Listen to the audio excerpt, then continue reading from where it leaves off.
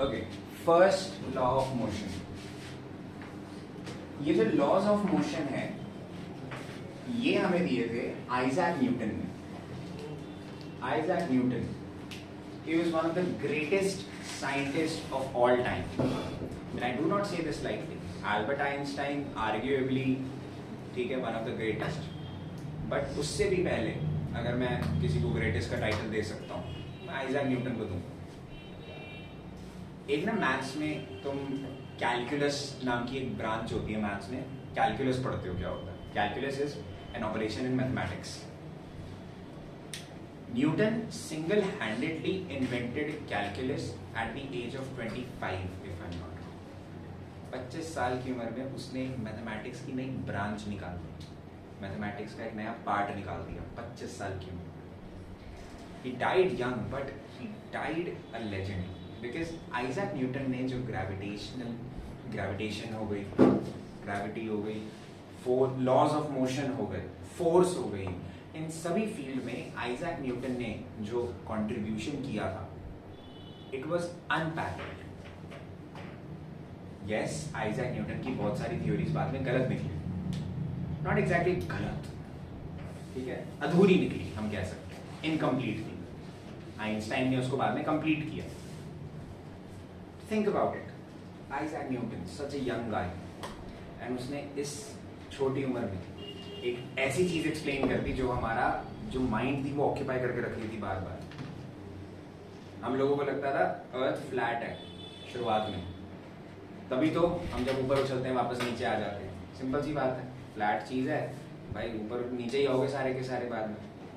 But experiment से पता लगा दुनिया तो गोल है, तो हमें लगता था कि यार दुनिया गोल है तो हम खड़े क्यों हैं, अगर हम उछलें तो हमें बाउंस कर जाना चाहिए। यस और नो? आइजैक न्यूटन ने समझाया अपने एक्सपेरिमेंट से कि हाँ जो दुनिया है वो गोल तो है, हम जब उछलते हैं नीचे क्यों आते हैं, ग्रेविटी की वजह से। वो हम 10th चैप्टर, 10th मतलब इस साल के लिए 9th चैप्टर हो गया, वो 9th चैप्टर में पढ़ेंगे। बट जो लॉज ऑफ मोशन उसने दिए थे वो मोशन को एक्सप्लेन करने के लिए, जो बेसिक मोशन होता है हमारी किसी भी चीज का, उसको एक्सप्लेन करने के लिए बहुत इंपॉर्टेंट है। फर्स्ट लॉ ऑफ मोशन क्या बोलता है? देखो, this is a law. Law को हमेशा हम डबल इन्वर्टेड कॉमास में लिखते हैं। स्टेट्स दैट, ध्यान से सुनना, an object continues to be in its state of motion. लिख दो निनाना पे, until and unless an external unbalanced force acts on the object. This is the statement for first law of motion. An object continues to be in its state of motion until and unless an external unbalanced force acts on it.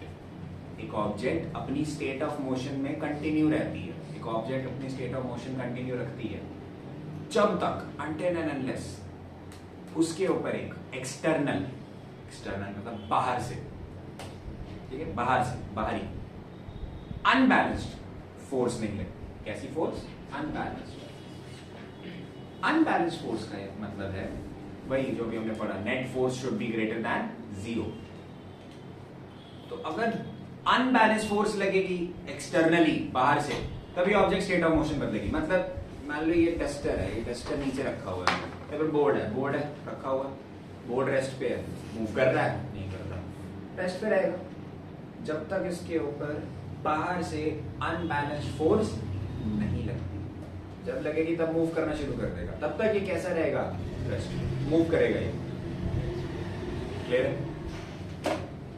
और अगर कोई object चल रही है, मान लो मैंने football को लात मारी, ठीक है, ग्राउंड में फुटबॉल को लात मारी, तो फुटबॉल मूव करना शुरू करेगी, करती रहेगी जब तक उसके ऊपर बाहर से फोर्स नहीं लगती। पूरी दुनिया का चक्कर भी काट के वापस आ सकती है वो, बट वो रुकेगी नहीं जब तक उसके ऊपर एक्सटर्नल अनबैलेंस फोर्स नहीं लगती। ऐसी बात कर फुटबॉल को कई बार लात मारी है, लात मारने में थोड़ी देर घूमने के बाद अपने आप रुक जाती है वो, है ना, थोड़ी देर घुमैया घुमैया घुमैया करने के बाद रुक जाती है वो फुटबॉल, देखा होगा तुम लोगों ने। क्यों रुक जाती है सर? क्योंकि उसके ऊपर फ्रिक्शन लग रही है, जो एक्सटर्नल अनबैलेंस फोर्स लग रही है उस फुटबॉल के ऊपर, वो कौन सी फोर्स है? फ्रिक्शन। मान लो फ्रिक्शन हटा दी मैंने, स्पेस में फ्रिक्शन है 0, तो अगर स्पेस में मैं किसी फुटबॉल को लात मारूं तो वो मूव करती रहेगी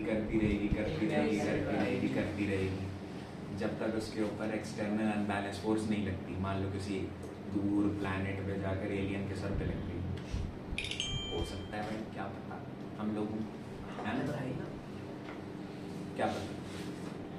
और या फिर वो किसी एस्ट्रॉइड से जाकर टकरा गई, ब्लैक होल में चली गई, पता नहीं, बट वो मूव करती रहेगी जब तक उसके ऊपर एक्सटर्नल अनबैलेंस फोर्स नहीं लगती। न्यूटन का फर्स्ट लॉ ऑफ मोशन ये बोलता है, और इसके फर्स्ट लॉ ऑफ मोशन से हमें एक डाउट क्लियर हो गया कि हाँ ओके, ऑब्जेक्ट मूव क्यों करती है, क्योंकि उसके ऊपर फोर्स लग रही है। अगर फोर्स लगनी बंद हो जाए तो ऑब्जेक्ट जो है तुम्हारी जिस स्टेट ऑफ मोशन में है उसी स्टेट ऑफ मोशन में रहेगी। फोर्स लगाई, ऑब्जेक्ट मूव कर रही है, वो ऑब्जेक्ट रुक गई थोड़ी देर के बाद, क्यों? क्योंकि उसके ऊपर फोर्स लग रही होगी। अगर एक ऑब्जेक्ट के ऊपर फोर्स लगाई, वो मूव कर रही है, थोड़ी देर बाद रुक गई, मतलब उसके ऊपर कोई ना कोई एक्सटर्नल अनबैलेंस फोर्स लगी होगी, तभी तो वो रुक गई, मोशन से रेस्ट पे आ गई। यस और no? This is what first law of motion tells us. First law of motion का क्रेडिट सिर्फ आइजैक न्यूटन को नहीं जाएगा, क्योंकि आइजैक न्यूटन खुद इंस्पायर हुआ था एक साइंटिस्ट से जिसका नाम था गैलीलियो गैलीलेई। गैलीलियो गैलीलेई नाम का एक साइंटिस्ट था।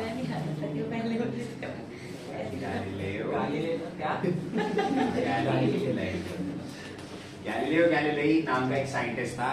He was also brilliant scientist. Physics के फील्ड में गैलीलियो गैलीलेई का कंट्रीब्यूशन बहुत सर्वोपरि था, बहुत इंपॉर्टेंट था। एस्ट्रोनॉमी में भी कई सारा इसने गैलीलियो गैलीलेई ने कंट्रीब्यूशन दिया।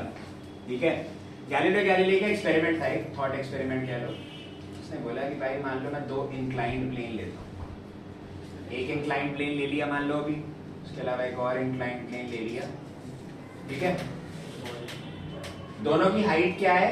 सेम, दोनों की हाइट सेम है, और दोनों का एंगल भी क्या है? सेम।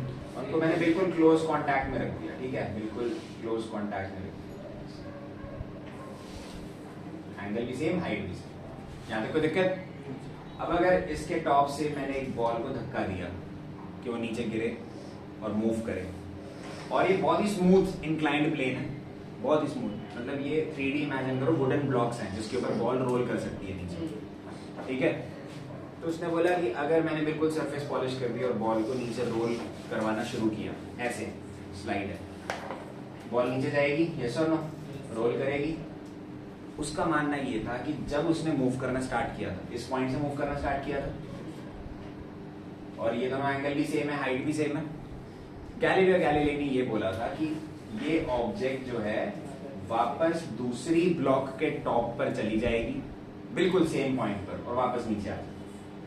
फिर वो पहले ब्लॉक के टॉप पर चली जाएगी, फिर नीचे आएगी, फिर दूसरे ब्लॉक के टॉप पर चली जाएगी, मतलब वो ऐसे मूव करती रहेगी। इसको परपेचुअल मोशन भी बोलते हैं। गैलीलियो गैलीलेई ने ये थियोराइज किया, बताया कि ये मोशन कंटिन्यू रहेगा, क्योंकि अब इस ऑब्जेक्ट के ऊपर, इस बॉल के ऊपर कोई भी एक्सटर्नल अनबैलेंस फोर्स नहीं लगेगा। एक बार हमने धक्का दे दिया, मोशन में ले आए, इसको चेंज कर दिया इसका स्टेट ऑफ मोशन, अब ये मूव करती रहेगी, करती रहेगी, करती रहेगी इनफाइनाइटली लॉन्ग टाइम के लिए।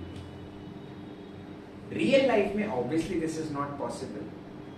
रियल लाइफ में परपेचुअल मोशन, ऐसा मोशन जो कभी खत्म ही नहीं होता, it is not possible. That is why, अच्छा why is that? That is why is that? Because ये ब्लॉक्स जो हैं, तुम इनकी फ्रिक्शन जीरो नहीं कर सकते। फ्रिक्शन तो थोड़ी बहुत लगेगी इनके ऊपर, हवा भी फ्रिक्शन प्रोवाइड करता है, हवा से भी फ्रिक्शन लगती है, जिसका नाम होता है विस्कोसिटी।